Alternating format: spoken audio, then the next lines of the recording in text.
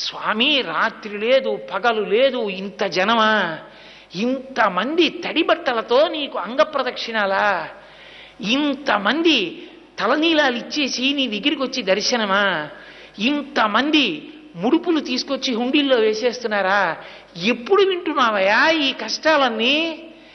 కళ్ళందుకే ఇలా నామాలు పెట్టేసుకుని నిద్రాముద్రాం నిఖిల జగతి రక్షణే జాగరూకం అని దక్షిణాయనంలో పడుకున్నవాడు ఆంతరంగంలోకి చూసినట్టు వచ్చే వాళ్ళ మనస్సులు చూస్తాడు.